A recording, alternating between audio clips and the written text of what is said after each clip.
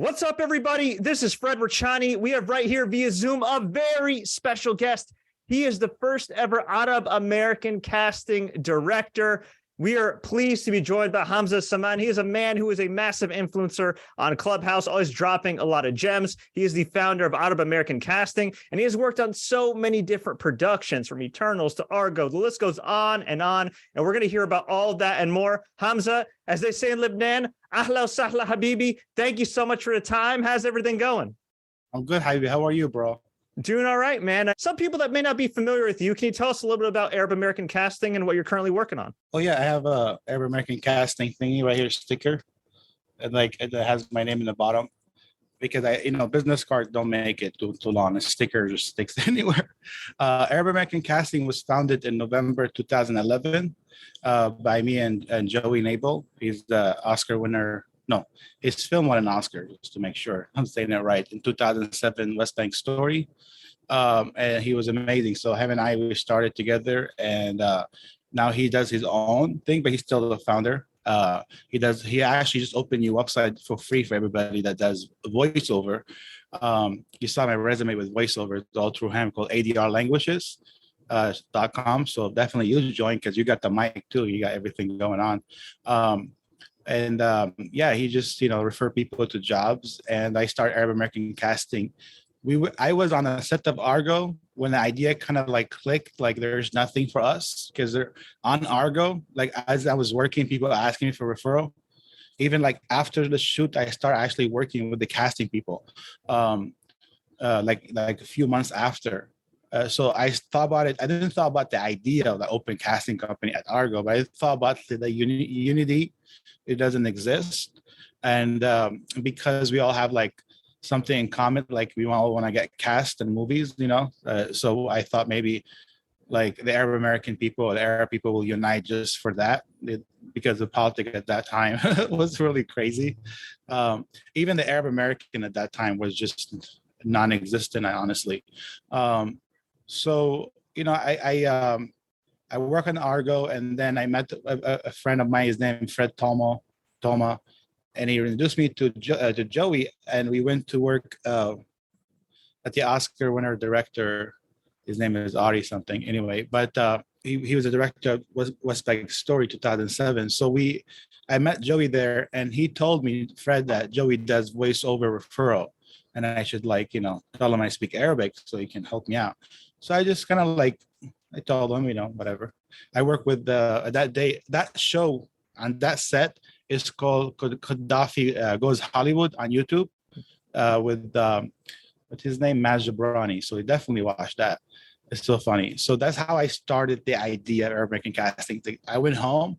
I'm like, okay, so this guy, Arabic guy, I met at the Argo, and he referred me to another Arabic guy who, I worked the first time ever to see an Oscar winner people in front of me, and I work with them, you know what I mean?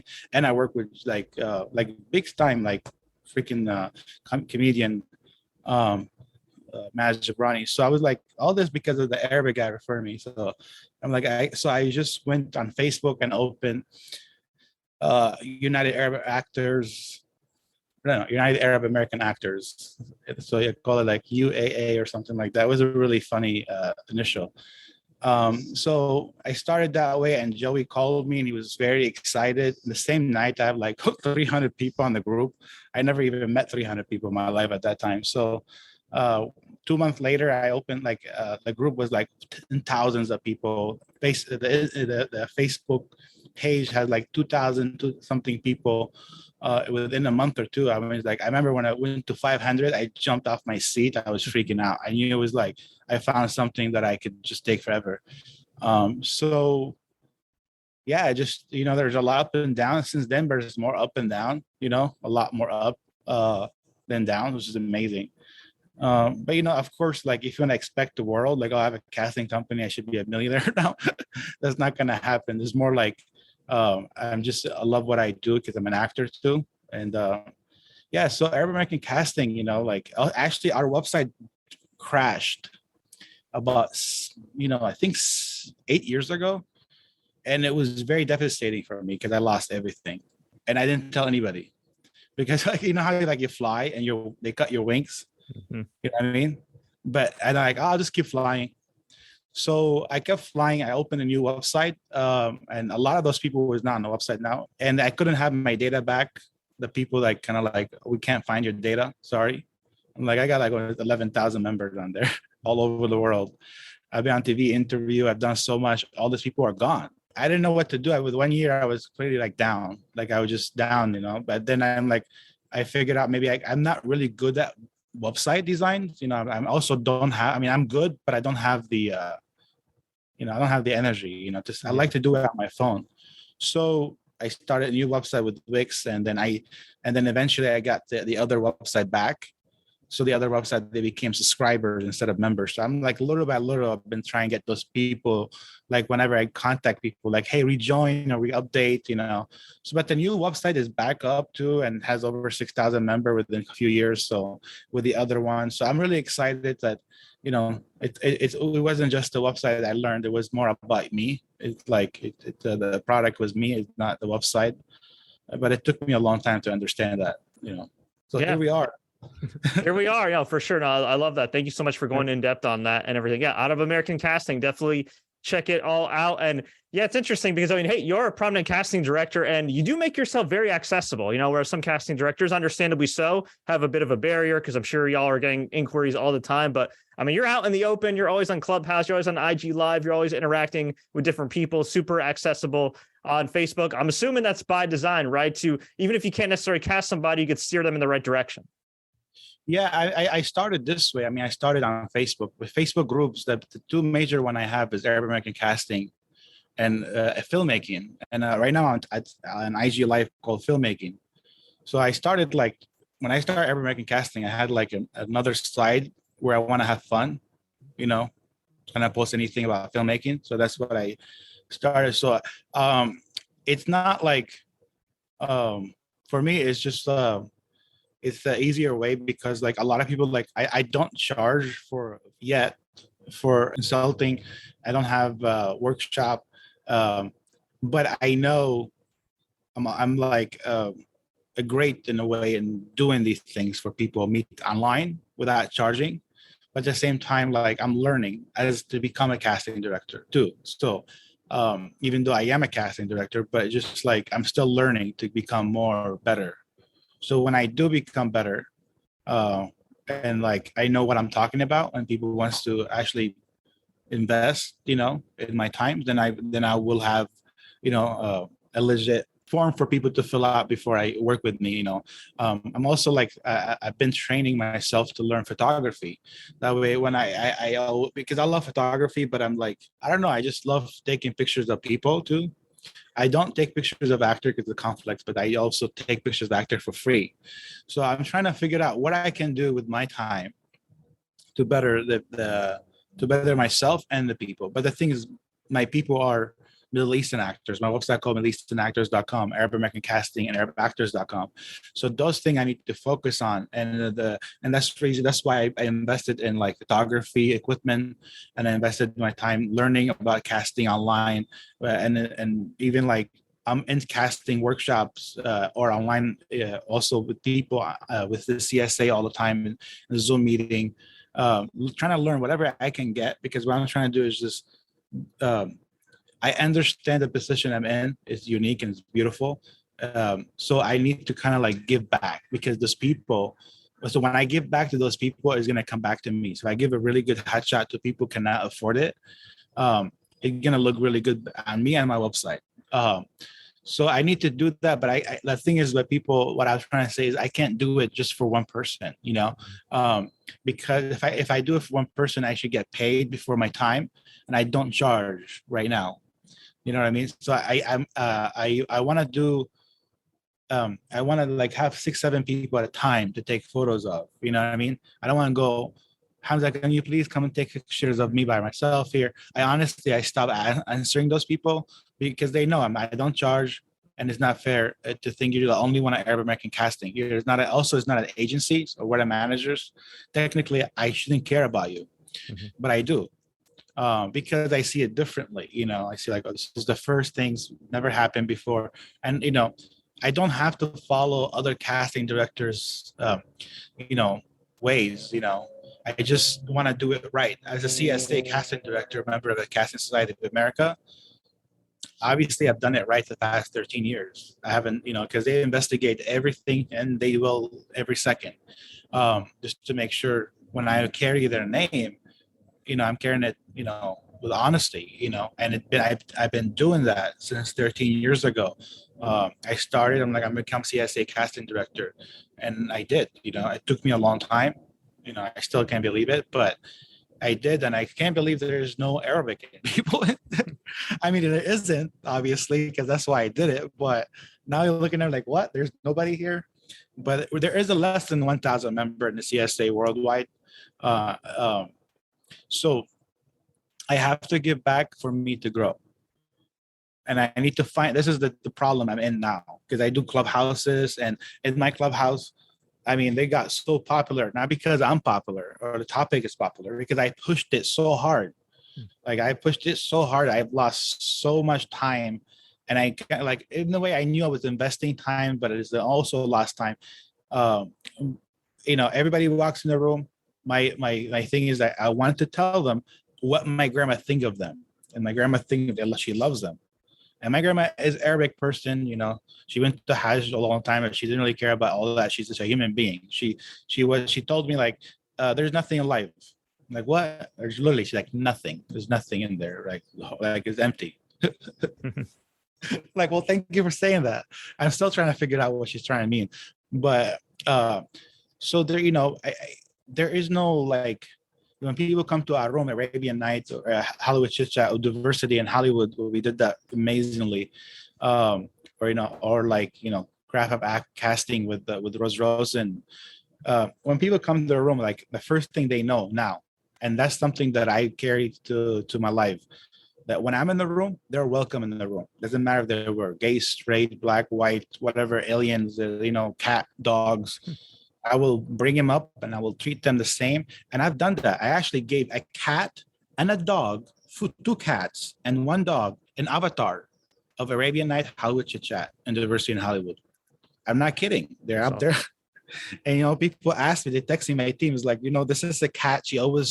Her name is Sandy the cat. She comes out like as a cat on Clubhouse. She's in with her face. So I would put a cat face, and then everybody, oh, can I have my cat? She's diverse too. She needs to be included. I got my cat running around now. So the point is that when my Joey actually told me when I first had my kid, he said, you will give your kid whatever you didn't have. I'm like, okay, great. He's gonna have everything, right? But that's what Arab American casting. And when I say Arab American casting, is everybody, all the actors in the world.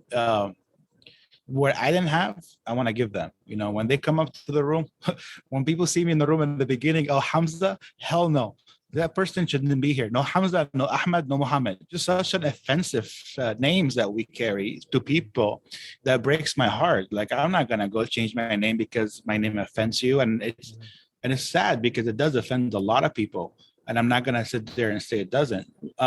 So my name and my culture was very important to me to tell people that if I know that I could offend you, it's fine. Stay away from your life, excuse my language. But I know that we're good people and you'll enjoy being around us. And Arabian Night, thanks to Samar and Kareem and many people, Samar, Kareem, and Merli, Tanaya, Jerry. I forget a lot of people, but Amin, all these people started and, with me, I mean, oh yeah, the guys of music, Ron, I mean, everybody, Raymond, Juan, all these people come in, of course, Mireille, because she's probably watching, she's raising her hands, like, what the hell? But all these beautiful people, Lily, and all this, I want to name them, but I'm not really good at names. So all you motherfuckers, thank you very much. So we have Arabian Night, for example, like we don't have a lot of people coming in, but we start opening Arabian. So we open Arabian Night to try it a few different ways. So like, let's try Hollywood Chit Chat, because that's what's going on in Arabian Night. We're talking about Hollywood crap, and it blew up. So I'm like, I didn't want to go back to Hollywood Chit Chat for that, because I'm like, it's my time too. I mean, I want to do Arabian Nights. You like her or not? Arabian Night and the Casting Director Club. I'm not gonna just, listen. I showed the world in a way on Clubhouse that if I want to do your shows, I can do it. I can do it. There's no problem. I can make 80 people. But there is a need for my Arabian Night name, for my name and your name, Fred, Hamzah, and all these Ahmad, and all these crazy names out there. They need to be like out there with your name, because there are good people too. That there are bad Hamzah out there. There are bad Muhammad out there, I'm sure. But they're my cousins with name Osama was really good guy. He died in COVID. So, you know what I mean? So I'm just saying, like when that night when Osama happened right now, I'm like, my cousin's name Osama. He's a great guy. Yeah. Like what the hell? That's not, So I it's very important to me when you come up and talk to us about acting and knowing that we are about people, we're just normal, just like anyone else. We hate and we love, of course, it's like anyone else. So you're just gonna have to come and friend us and see what you like. I love that, man, and that's so true. And and I love that one of your avatars on Clubhouse is diversity in Hollywood, and you preach what I love about all the talks that you have with the different casting directors. You're all from different backgrounds and everything else, and it just shows that everybody can get along and everything, and it cuts through all like the BS and everything else. And it is kind of sad in a way that we still have to take steps to quote unquote humanize, Arabs, or in this case, Arab American actors, when in reality, we're just, we're just people like everybody else. But kudos to you for, putting yourself out there, putting other people out there. I think a lot of times too, and I've interviewed a lot of LGBTQ actors as well, and they've told me a lot of times it's just fear, right? It's just fear, it's just BS they see in media or social media. And sometimes they're just not exposed to different cultures and different backgrounds. So it's great that you're doing that. So much respect to you for everything you do. I got to ask you though, as a father and as a casting director and photographer and actor yourself, among many other job titles, how the heck do you balance everything? Well, it's hard. I have family, obviously, a mother to support back home, so if I don't work, I don't make money, so so I, you work hard, hopefully that it catch on sometime, so if it catch on, I know for sure, I'm confident, if I get a feature film, because I did 3 times during the pandemic, I think 4 times, but one of them was already before the pandemic, 3 feature film. And I cast them beautifully. The people were just they left a review on my Google. One of the movies right now called Jacir is just everyday article from every single corner of the countries. It's like I'm just hoping it's to start going up there like this, and and it's just a great movie, a great story about Black person, white person, Arab American, and a Syrian refugee all together. So imagine all together as a family in a way, all meeting for the first time. So it's called Jacir. It's on my Facebook, Instagram, all over. So to answer your question, I make it even tougher for me to work. So I do everything by hand on Arab American casting at releasingactors.com. I have at least 1,000 people waiting or more to get their pictures up. And I put one pictures up and then I wait, because I don't want to just keep putting them up. And then it's a lot of work. You gotta design it and fix it up. And I made it that way, because people gotta see the love from the, if you're selling shawarma, you gotta smell it. You can't just walk by and get a sandwich, they gotta put some kind of baharat in there and garlic. But they get shimmerich, before you, but people can see when I post something, they gotta, I don't care how much likes they get. I posted something yesterday, I think it's the best post I've posted in my life, honestly, because it's from Neil deGrasse Tyson, and he goes if you're not, he just came out with it. He was just talking, about Carl Hagen and how he met him, and then he just came out with what he said. I'm like, just insane topic. Insane quote, and I posted, and it took me about an hour to design it. Got nobody likes it. Nobody. I'm like, I don't care, because that's what I stand for. I want that voice to remind me, if I'm not making a difference in someone else's life, it's the wrong business. And it's very important because sometimes we don't get enough money, and you don't get enough money too. And we don't, not only that, they walk away, they get their film, they're they don't even, they look at us as a bus service or some crafty service. The crafty service, they love them because they give them food. So look at us as a bus service or like so some people have no respect for casting. And I can smell it from far away by their way they email me. Hi, I'm just looking for the lead actor. I got on the phone with those people meeting, right? And like Zoom, everything and blah, blah, blah. And then the last thing she said is deferred payment. My head went shaking. I said like, why you just told me in the beginning, because I had to take time off to talk to you as a professional. I didn't tell her that in my head. As a casting director, I take interviews, jobs very seriously because they're very tough to get now for me than before. And especially so I have to say no to some of them because their standards as a CSA casting director I can't stand. Like, you're not paying, deferred payment, disrespect for the casting before you even get there. So I looked at it like this. I'm like, she wants deferred payment. She wants the lead actor. She's sweating for it. She can't find it, of course. And I've seen a lot of that in the pandemic happening. A lot of people like, listen, we can't afford casting. We're not gonna give you credit. And it happened to big shows on Netflix right now.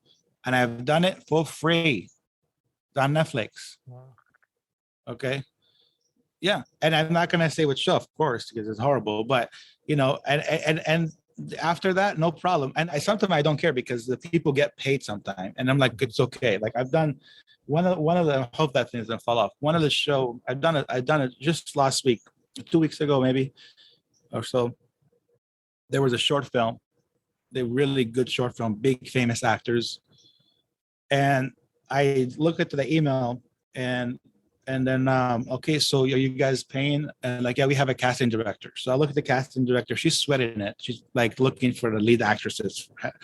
Like, okay, I can help you out, no problem, because they were straightforward with me. I didn't ask for any credit, nothing like that. I just give them straight the name, one person's name, because I know what I'm doing. I know who to cast, and I've done it many times. With Jacir too, I give them one person's name, and almost 1 year of casting went back to the same person, the first person I give them. With that one, what's so cool about it is that person from Clubhouse that I had to cast, she was working so hard around to help me out. You know what I mean? And then I just gave her a name because I know she would be great as an actress. She had to go through audition, and she went through auditions and she won, and she came to LA and met me. And I'm looking at this like, this is a gift from God. Like, it's something you can't like give, like here's like somebody helping you out throughout pandemic, and you want to show them because they're actors, you want to show gratitude to them, just give them something, I can't just offer, I can't guarantee you that I ever would cast you. I'm hoping that I can. That's the whole website is all about. It's like, I hope I can cast you one day. Just put your information here, just your first name and email. That's it. Your picture. But yeah, I talked too much. Sorry about that. No, not at all, man. I really appreciate the insight. I really appreciate your time. You've been very gracious. I know we're a little bit over a lot of time. Do you have like a quick minute for some rapid fire questions? Oh, absolutely. All right. Yes. Favorite late night snack or cheat meal? White Castle from the freezer. Yeah. So I get him, I put him in the microwave, and then I take him out and stick him in the oven for a little bit, and done. All right. Favorite Lebanese dish? Oh, favorite Lebanese dish. Oh, I like anything, but like food or dessert. Yeah, like any. Yeah, you give mjadra, mluhiyi. Like, is there a shawarma? Like, what's like if you're coming home, what's at the top of your list? That's all. I can't mention them because then I cry. The restaurant is far from here. That makes so. But no, I mentioned something called fata. My mom makes so good in Lebanon. So you know what it is? Fata. Fata. So it's like yellow. It's all yellow, and it's like it has a lot of turmeric or turmeric maybe. But the thing is, like, they take about 10 hours to make it with rice. About 10 hours to make. Yeah, I'll send you a picture of it. Yeah. Sounds delicious though. Yeah. What's your favorite spot in Lebanon? Is there, could be a nightclub, could be Jita, could be like something like a national landmark. What's your go-to place when you're in Lebanon? Is there one place where like, man, I got to visit every time I'm here? Well, I'm from Beirut, so I'm not far away from the Roche. So when I go to Lebanon, there's like in Raush Sakhra, like there's like a rock, two rock next to each other's. So I grew up there. So we swim, and my brother actually jumped the thing because he's not, and he swims the whole thing. I'm like, I was just on the edge of the other side the whole time, and that was deep. But I grew up there. I'm one of the fishes, So whenever I go there, and I know when I look at it, behind you is like Kirsty behind you, like on the all like do different type of problem. First, when I was younger, I used to look at the Sahra as a young kid. And imagine it was a different time because you just see it's like a different time, like Phoenician time. And you look one behind you is the war zone. When I went back to Lebanon, I look at the Sahra, look behind you, there's $1 billion building behind you. I'm not kidding. It's like, whoa. I don't know which one is worse, but I like the building behind me. It's beautiful buildings in Lebanon now. Yeah, Definitely. What's your favorite Arab saying? Is there one? There's like some Arab sayings that like our parents or grandparents always have. That's just like something funny that maybe doesn't make sense in English, but makes total sense in Arabic in a weird way. I said Buzak. Can you try to translate that for anybody? Well, I mean, I don't think it's a nice word, but it means shut up. Close your mouth. Said Buzak. Like I think Buzak is like right here somewhere. Yeah. My friend just posted recently, just right now. She posted how a Lebanese family used to take us to sleep, and they used to sing for us. Yalla tnam, yalla tnam. We're gonna cut the bird for you so you can go to sleep. We're gonna kill the bird for you. We're gonna cut the head of the bird. I'm like, what the hell? That was a lot of Bob, whatever you call it. That's scary. There's a lot, but there's a lot of great Lebanese word that we say. I don't think they say it anymore. But Sid Buzak, I love it because it was in our film. Like one movie called the short movie I did, first movie, it's called Beirut Hide and Seek. And the lead actress is, she said it, it's so funny, it's sticking in my head. I'm like, that's so Lebanese, You want to know what saying my dad says? Like when I was growing up or whatever and getting taller, he'd be like, "Yeah, sar kadajash." So it's like for them I don't know, like translate to as big as a pig. I'm like, Dad, but it's just something like his side of the family says, like, "Yeah, sar kadajash." I was like, all right, cool. I guess that's fine, man. I guess that's a compliment. I'll roll with it. Awesome. We'll get you out on a high note. What's the best piece of advice you could give for success? Never give up is a thing is given, but it's really like honoring and the people and in your life, just give them credit and just see what they do. Not like, call and check up on people and like their posts. The people that work with you, like just honor them and see what they like. It's never about money. It's mostly about credit. If somebody like as a casting director, right? We don't get. Sometimes we forget. Like we do a lot of referral. We forget what movie works on. A couple of movies I worked on, I literally forgot I worked on because it was just referral, and all I see like casting association credit. Where'd that come from?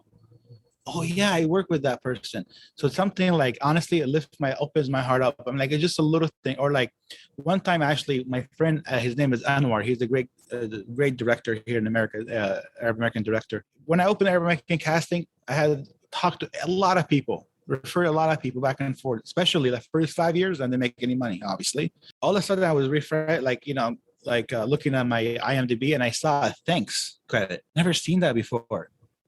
I clicked on it, and it was thanks from Anwar. So I called him like, hey, or texted him at that time. That's in the beginning of my career as casting director. Hey, thank you for giving me this, but I never worked on this. So like, well, I called you and you helped me out over the phone. I really appreciate it. No one ever does that before. And no one did that after. Wow. So it's in a way, it's like just that. If you do this, people will just that small thing. You don't have to buy somebody a sandwich or anything like this. Like somebody commented on your post, just give them a credit, comment back on their post or something like that. Something small, just credit the people in your life, man. And even sometimes not gonna over credit, but let's push it a little bit, Okay, like I got a casting association for a credit a couple times, barely did any casting, just referral. But I changed the course of that movie. I give them the really good actors. Nothing against actor access and all this big stuff. But if somebody's looking for Middle Eastern actor and Arab actors, why should you go there? I would go there all the time. I stopped. I stopped casting there. Why? I posted on my website. I get everybody there.